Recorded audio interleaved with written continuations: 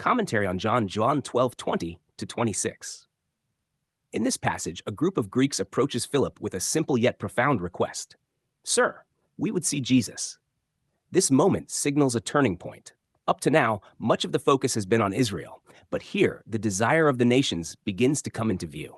Their request is not just curiosity, it represents a widening horizon where the message and presence of Christ extend beyond ethnic and covenantal boundaries.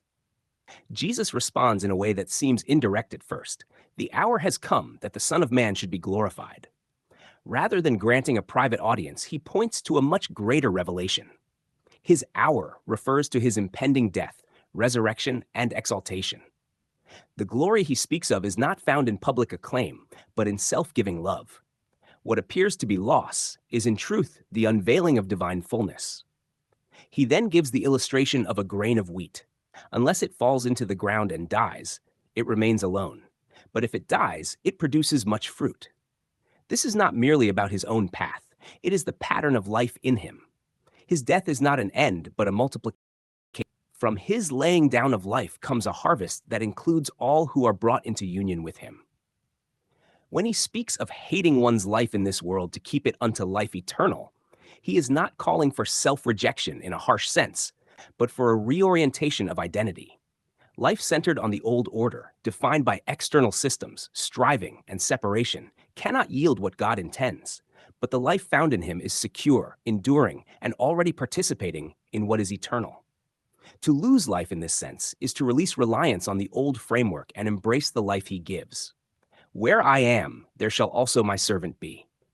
This is a statement of shared position, not merely future hope. To follow him is to be joined to him, present with him in his standing before the Father.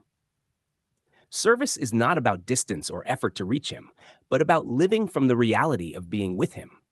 The honor spoken of is not earned recognition, but the Father's affirmation of those who are in his Son. In the larger context, this passage reflects a decisive transition. The drawing of all men, as mentioned just after this section, is already set in motion. The cross becomes the means by which barriers are removed and access is opened universally. The Greeks seeking him foreshadow a reality in which the knowledge of God is no longer confined, but made available to all through what Christ accomplishes. So, this passage invites us to see beyond appearances. What looks like death is the doorway to life. What seems like loss is actually gain. And what begins with a few seeking to see him ends with a revelation that brings the many into his life, his presence, and his standing before the Father.